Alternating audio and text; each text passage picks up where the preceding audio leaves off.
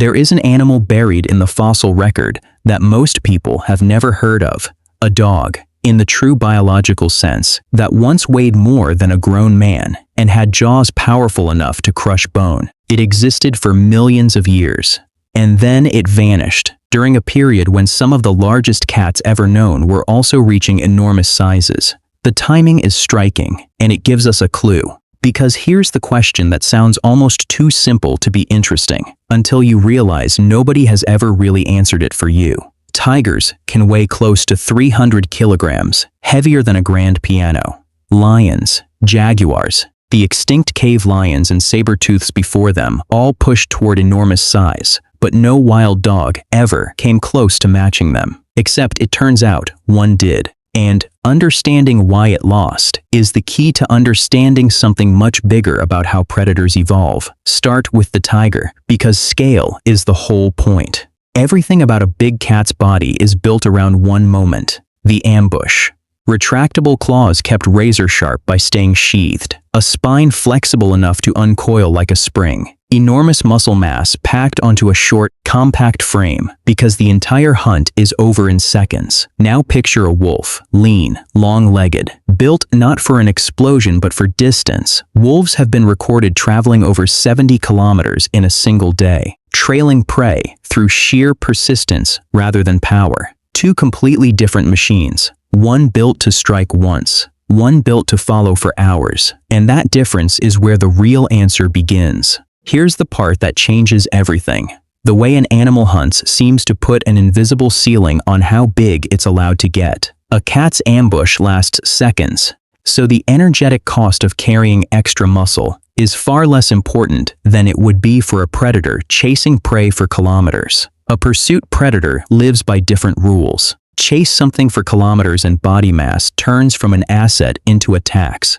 Bigger muscles overheat faster. Bigger lungs can't keep pace with the demand. So wolves solve the problem a different way. Not size, numbers. A pack can bring down prey no single wolf could touch alone, which means there was never much pressure pushing an individual wolf to become a giant. Why evolve into one huge animal when 6 mid-sized ones working together can kill an elk? But if that's the whole story, here's the twist the fossil record hides. A giant dog did exist.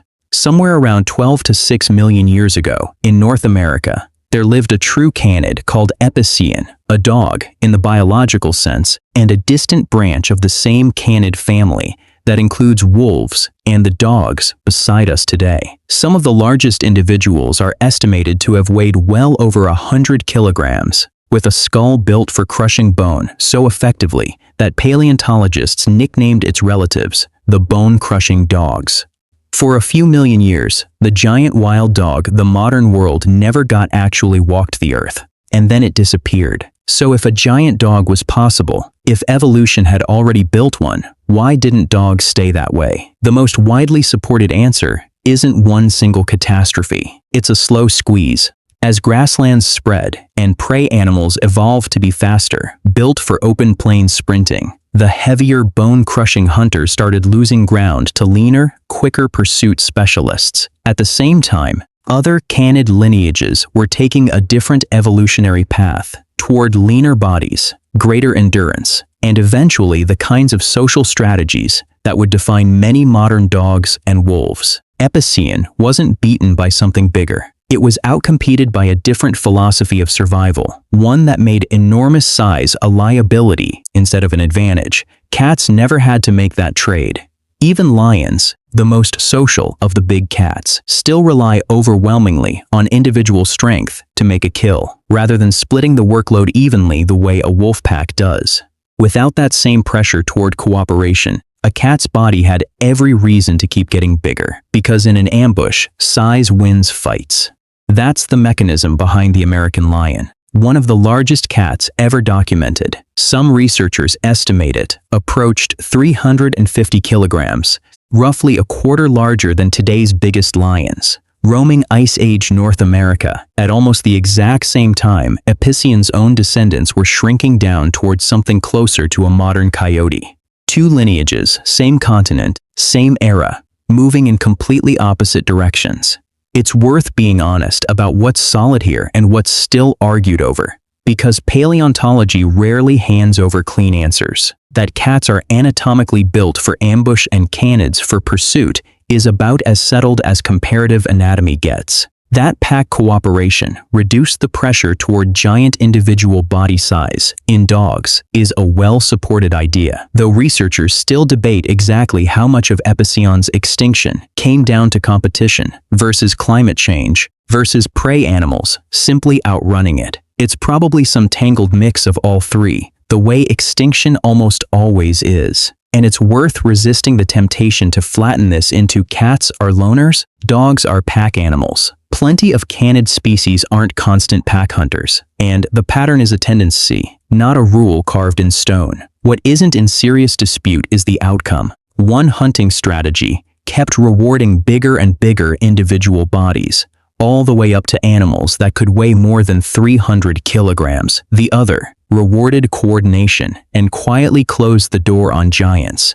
So here's the actual answer, the one the whole video has been building toward. Cats stayed big because their entire strategy is built around what one body can do alone, and in an ambush, a bigger body simply wins. Dogs stopped being big because they found something that scaled better than size ever could, working together. Not a failure, a trade. One lineage bet everything on individual power, the other bet on numbers, endurance, and cooperation. And it paid off so completely that it's still paying off today. In every wolf pack still bringing down prey 10 times its size, and in every dog curled up at the foot of a bed, descended from an animal that once chose teamwork over becoming a giant and never looked back. If you enjoyed uncovering the strange logic behind evolution, subscribe for more stories like this. And tell me in the comments, would you rather be a giant predator or survive by working as a team?